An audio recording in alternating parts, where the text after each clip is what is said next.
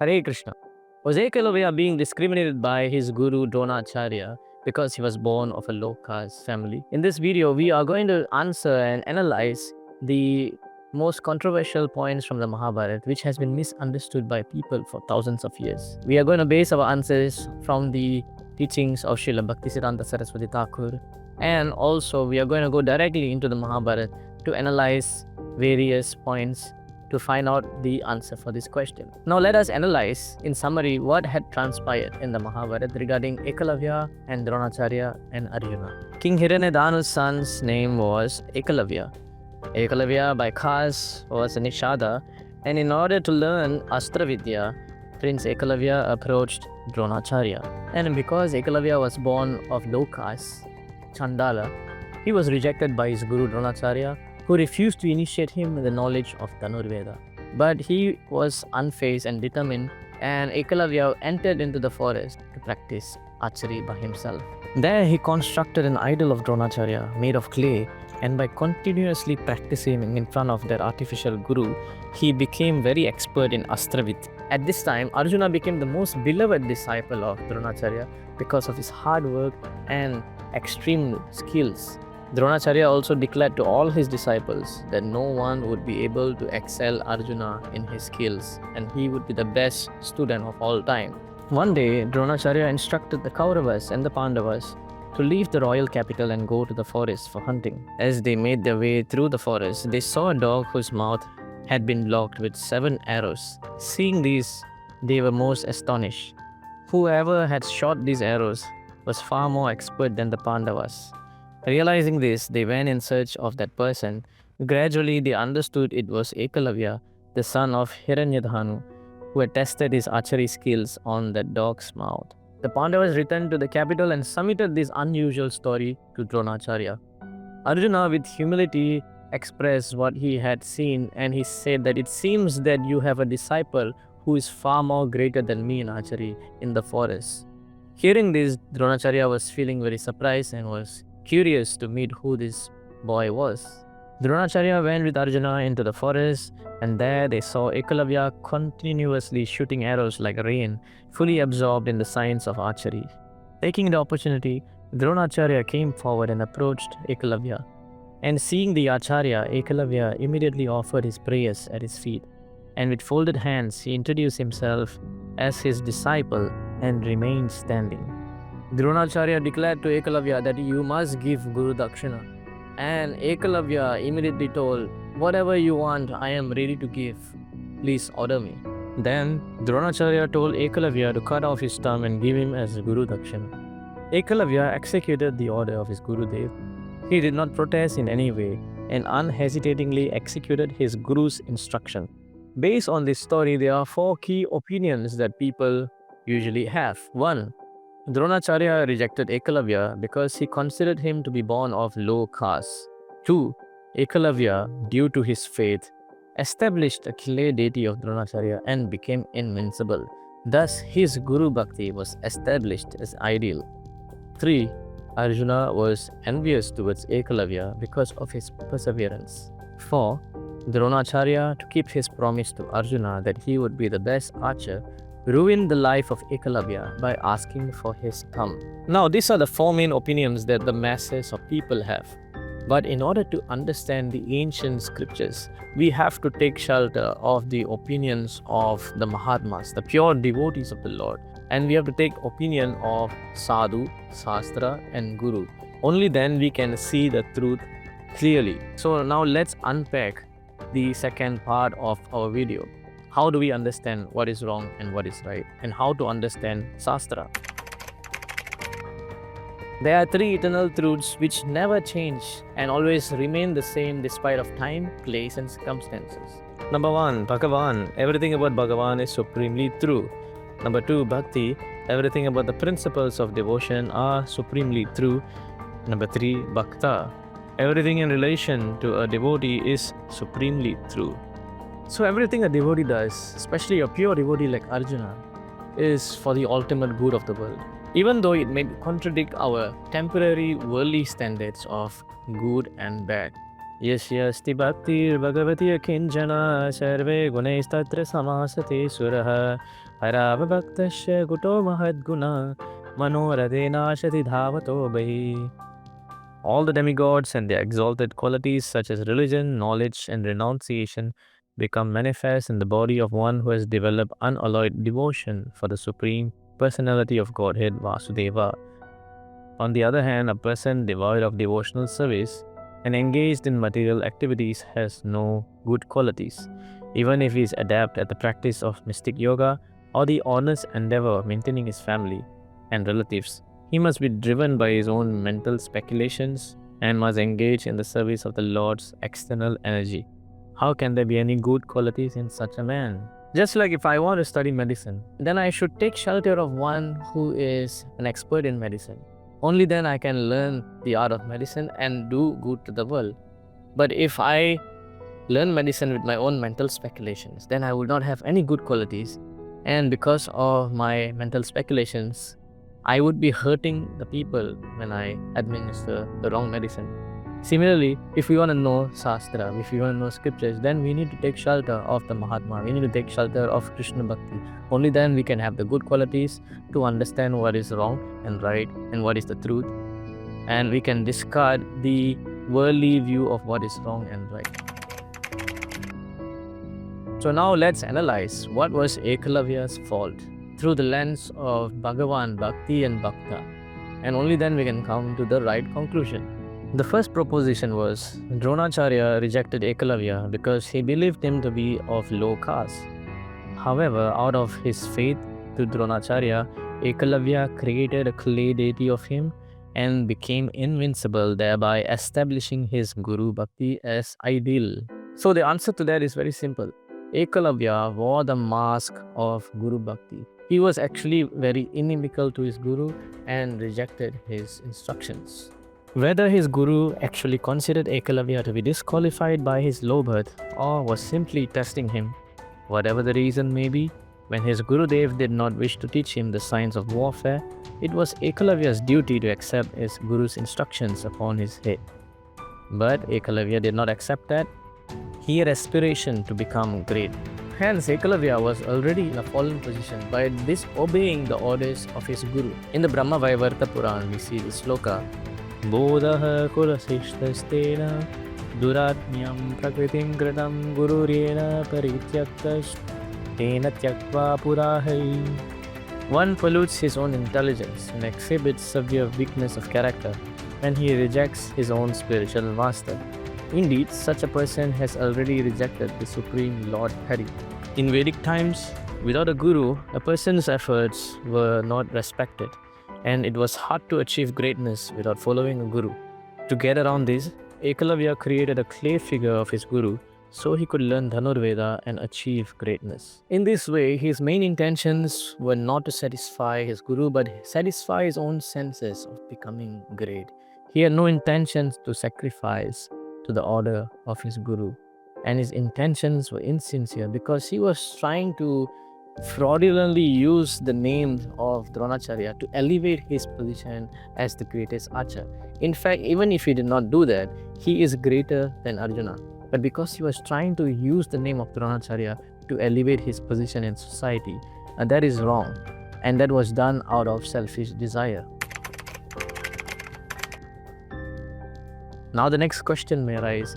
If you are saying that Ekalavya was wearing the mask of Guru Bhakti and was not sincere, how could he so sincerely and happily without protest sacrifice his own thumb to Dronacharya's heartless request? But if we analyze this very keenly, very scrutinizingly, we can understand that he did this not out of transcendental devotion, but out of mundane morality. So far, we have observed that Ekalavya appears to be more of a mundane moralist than a transcendentalist, as he disobeyed his Guru's order. Similarly, in this situation, he is displaying the same attitude. When Guru requests something to be given as dakshana, then one must give it to him. And Ekalavya did not do this out of spontaneous devotion, but out of morality. The very nature of bhakti is that it is spontaneous and simple. If it was spontaneous, he would have waited for his Guru to call him to the Gurukul to study under him. In those days, it was crucial for Kshatriyas to uphold their promise. Failing to do so will lead to dishonor, which was considered worse than death. Therefore, out of pride in fulfilling the promise towards his guru in granting him anything he desired, Ekalavya did not hesitate to cut off his tongue. This was a question of honor, because if he could not keep his words, his honor will be lost. And if honor is lost, it is as good as losing his life. So he would rather lose his tongue than his honor. Even the wicked Duryodhana kept his word to Arjuna, agreeing to grant him anything after Arjuna saved his life from the Gandharva Chitrangada. Arjuna later used this boon during the Mahabharat war to request the arrows of Bhishma Dev that were meant for the Pandavas' demise. Keeping one's word was a matter of great honor during the Dwapara Yuga and something we hardly see in the Kali Yuga.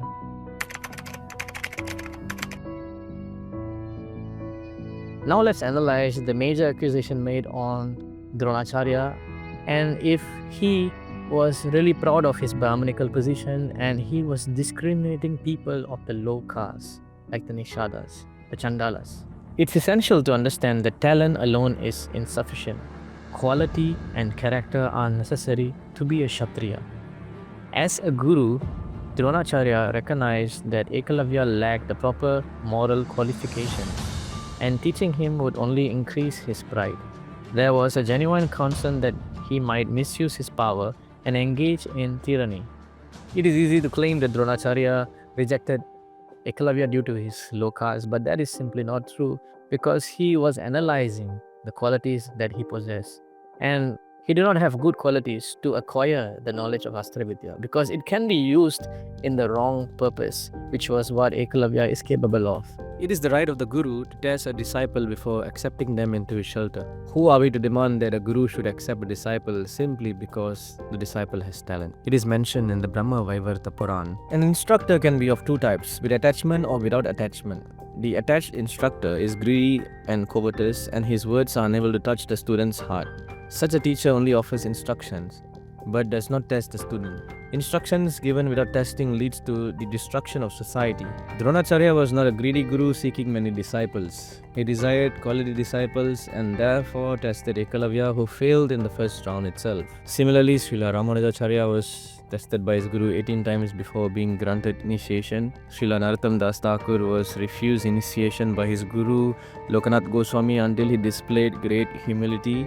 And Srila Bhakticharanda Saraswati Thakur was also denied by his guru several times until he expressed the determination to take away his life if he was not granted Diksha. All these great acharyas were tested by their gurus and their divine qualities shone like the sun. In contrast, Ekalavya lacked such sincerity.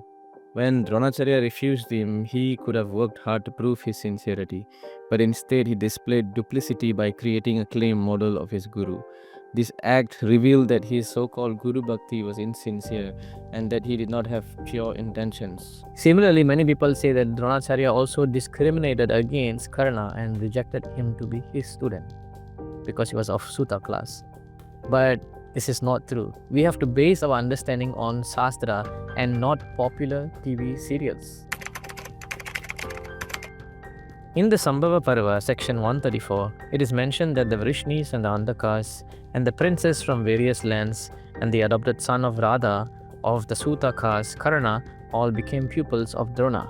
But all of them, the Suta child Karna, from jealousy frequently defied Arjuna and supported Duryodhana, used to disregard the Pandavas. It is clearly mentioned that Karna was a student of Dronacharya and from a young age he was filled with jealousy for Arjuna. And also in the Shanti Parva, we find Narada Muni narrating about Karna to the Pandavas. Narada said in the past, there was a question about how all Kshatriyas could reach heavenly realms through their bravery. To answer this, Kunti, while still a maiden, conceived a child who could spark a great war. This child, filled with energy, was regarded as a Suta. He learned weaponry from Drona, the top teacher. Brahmasram vetamicchami sarahas janivartanam arjunena samojyute bhavayam vidime matihi. I wish to learn the Brahmastra, which has power to withdraw into secrecy. My intention is that I may be equal to Arjuna in battle. Seeing that Arjuna was better than everyone in weaponry, Karna approached Drona privately and said, I want to learn the Brahmastra, including all its mantras, and how to withdraw it so I can fight Arjuna. In response, Dronacharya, who favored Arjuna and who also knew the wickedness of Karna, replied to him that only a Brahmana who has completed all his vows, or a Kshatriya who has done severe penances and austerity, can deserve to learn the Brahmastra. Knowledge is not given to those who are unqualified. Divine weapons, divyastras, are not meant for killing personal enemies. Rather, they serve a broader purpose aimed at universal protection and benefit.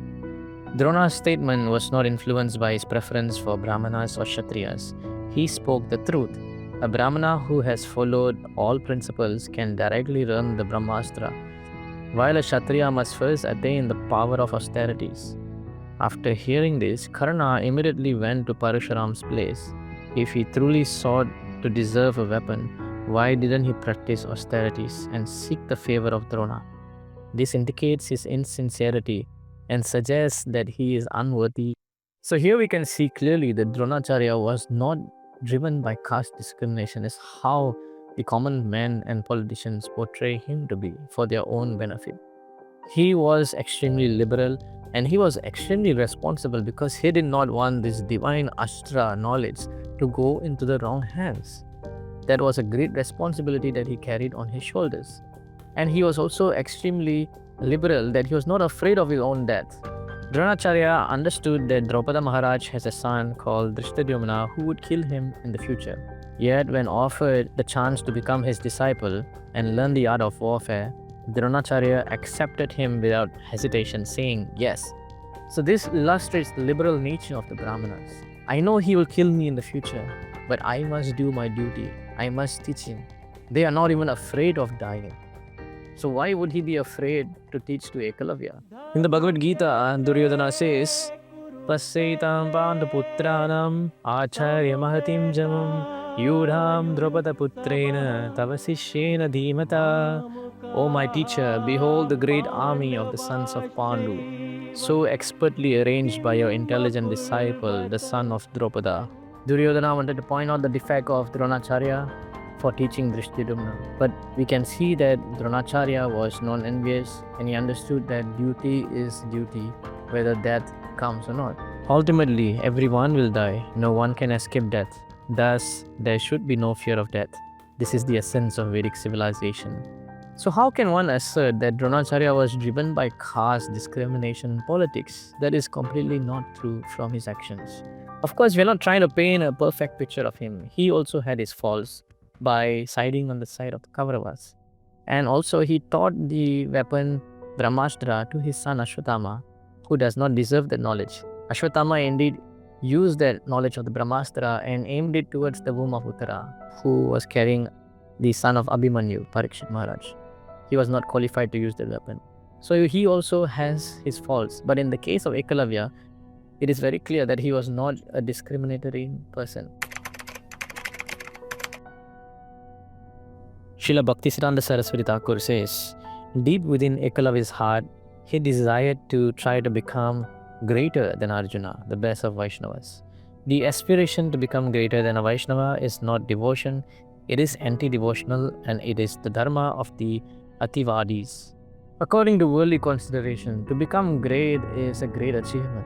But according to spiritual consideration, to take shelter of a Vaishnava, to follow the footsteps of a Vaishnava and take a humble position, that is called bhakti. The Vaishnava is always trying to be the servant of the servant of the servant of the servant of the Lord. Sarvatama apanake hina kari mane. Although a pure devotee standard is above all, he still considers himself to be in the lowest stage of life. Ekalavya lacked this humility and his only aim was to achieve skill and expertise in archery without the traditional training from a guru. It is essential to surrender to a bona fide guru to attain spiritual knowledge of the Supreme. However, Ekalavya was attempting to surpass the usual methods of learning without taking shelter or receiving the blessings of a spiritual master. Arjuna was not envious about Ekalavya, but was trying to correct his behavior. If Arjuna did not point out this behavior to Dronacharya, then there would have been a victory of impersonalism rather than the tradition of approaching a spiritual master and humbly submitting to him and taking instructions from him and engaging in his service. People would not have approached a Mahanta Guru to accept any type of knowledge. They would have desired to create their own contradictory, concocted clay, lifeless Guru in order to learn various sciences or devotional teachings. In this way, atheistic theories would have been established. Therefore, Arjuna had no envy towards Ekalavya, but only compassion towards him, and was trying to rectify his behavior and offenses towards Dronacharya. Arjuna was also trying to teach the world, and he was compassionate to the world, that no one should follow such a pseudo system of Guru Bhakti, of concocting their own worship without surrendering to a spiritual master and causing a havoc in society. And if anyone questions Arjuna's compassion, they need only to look upon the battlefield of Kurukshetra, where he stood, heart shattered, refusing to fight against the wicked Kauravas. Yet it was through the divine wisdom of Krishna's Gita that Arjuna truly embodied the essence of Guru Bhakti. He surrendered fully to Krishna's instructions, rising to fight to vanquish adharma and restore righteousness. If Ekalavya had unmotivated and natural devotion in his heart towards Hari, Guru and Vaishnava, then Guru Dronacharya, the best of Vaishnavas Arjuna, and Bhagavan Sri Krishna would not have been displeased with him. Krishna always protects his devotees. But finally, Ekalavya was killed by the hands of Krishna. In Drona Parva of Gatogacha, Bhada Parva section 181, Arjuna asked, O Janardana, how were Jarasandha and other kings killed for our benefit? Vasudeva replied, if Jarasandha, the ruler of the Chedis, the son of the Nishada king, hadn't been defeated, they would have become a huge threat. Duryodhana would have recruited them for his side, and they were all powerful warriors who could protect the Kauravas. Together, they could have conquered the whole earth. So if Ekalavya was getting killed by Krishna himself, then this shows that God was not on his side, and he was on the wrong, because he had gone against the wishes of his Guru to surpass the Vaishnavas. Hence, he attained impersonal liberation by being killed by the hands of Krishna. Bhubhara sura rajanye hantave guptaye satam avatirnasya nirvittaye yasho loke vitanyate. The Supreme Personality of Godhead descended to kill the demoniac kings who were the burden of the earth and to protect the saintly devotees. However, both the demons and devotees were awarded liberation by the Lord's mercy. Thus, his transcendental fame has spread throughout the universe. Thus, from the life of Ekalavya, we can unpack and learn several lessons. Of course, the secondary lessons are that Dronacharya was not a discriminatory person, neither was Arjuna a jealous person. But the primary and eternal lessons that can be learned is that mundane qualifications and achievements is not Guru Bhakti. And serving a Vaishnava is what that leads to devotion of Krishna. One cannot attain Krishna without the mercy of the Guru. So one has to surrender to a bona fide Guru to attain his shelter. And if one tries to transgress that and creates his own process of worshipping a Guru or creating a Guru, then that will lead to destruction. So let's follow the footsteps of Arjuna and learn from him on how we can surrender unto a spiritual master who is coming in the parampara of Sri Krishna, and get the lessons of the Bhagavad Gita and perfect our life. And let's reject the process taught by Ekalavya on trying to surpass the Guru and making use of the Guru for his own selfish purposes. Hare Krishna.